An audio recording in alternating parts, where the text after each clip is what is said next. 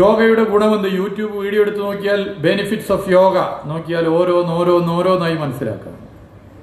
ഇതൊക്കെ മൊബൈൽ ഫോണിന്റെ പോസിറ്റീവ് സൈഡാണെങ്കിൽ ഒട്ടേറെ നെഗറ്റീവ് സൈഡുകൾ ഉണ്ട് എന്ന് ഇപ്പോൾ പൊതുവെ വിലയിരുത്തപ്പെടും. നമ്മൾ ഉറങ്ങാൻ നേരത്ത് മൊബൈൽ ഫോൺ നോക്കി അപ്പം തന്നെ കിടന്നുറങ്ങുന്ന നമ്മുടെ ബ്രെയിനുൾപ്പെടെ ബാധിക്കുന്ന നിലയിലേക്കുള്ള പ്രശ്നങ്ങളുണ്ടെന്ന് ചർച്ച ചെയ്യപ്പെടുന്നുണ്ട്.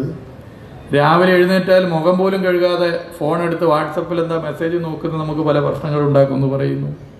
കൂടുതൽ നേരം മൊബൈൽ ഫോൺ ഉപയോഗിക്കുന്നത് കൂടുതൽ പ്രശ്നമാണെന്ന് പറയപ്പെടുന്നു. ഇങ്ങനെയൊക്കെയുള്ള പ്രശ്നമുണ്ട്.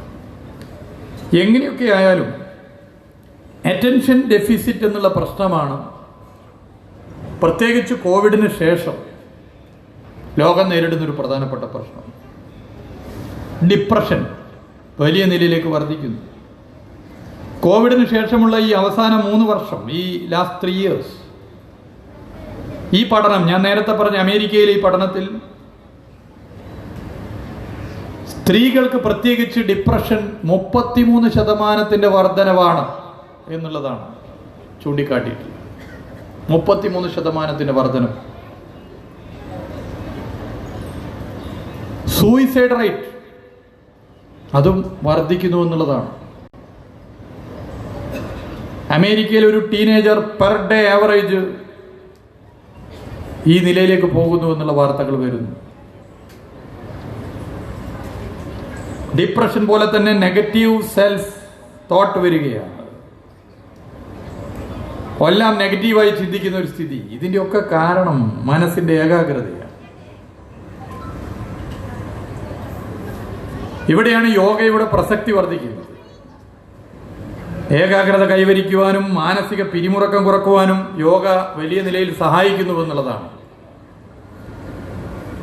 പഠന റിപ്പോർട്ടുകൾ തന്നെ തെളിയിക്കുന്നത്.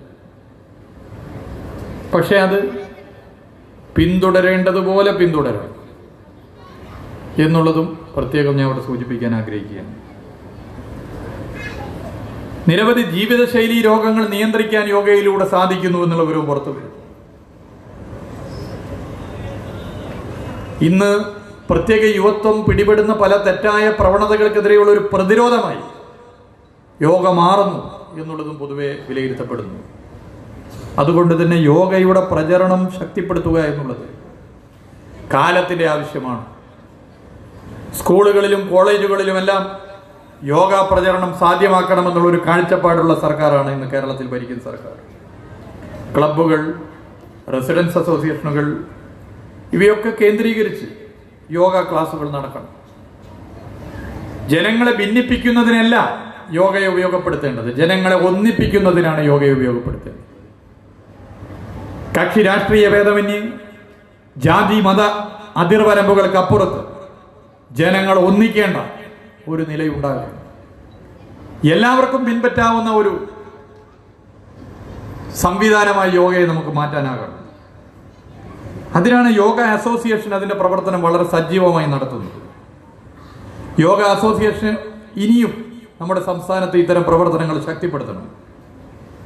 സർക്കാർ അതിനുള്ള എല്ലാ പ്രോത്സാഹനവും നൽകുമെന്നുള്ളത് പ്രത്യേകം ഞാനിവിടെ അറിയിക്കാൻ ആഗ്രഹിക്കുകയാണ്. യോഗ കേവലം ഒരു സ്പോർട്സ് മാത്രമല്ല, മനസ്സിന് കരുത്തു നൽകുന്ന, ലോകമെന്ന് ആഗ്രഹിക്കുന്ന ഒരു ഇടപെടൽ കൂടിയാണെന്ന് ഓർമ്മപ്പെടുത്തിക്കൊണ്ട് ഇതിന് നേതൃത്വം കൊടുക്കുന്ന എല്ലാവരെയും പ്രത്യേകം അഭിവാദ്യം ചെയ്തുകൊണ്ട് നിർത്തുകയാണ്. നന്ദി, നമസ്കാരം.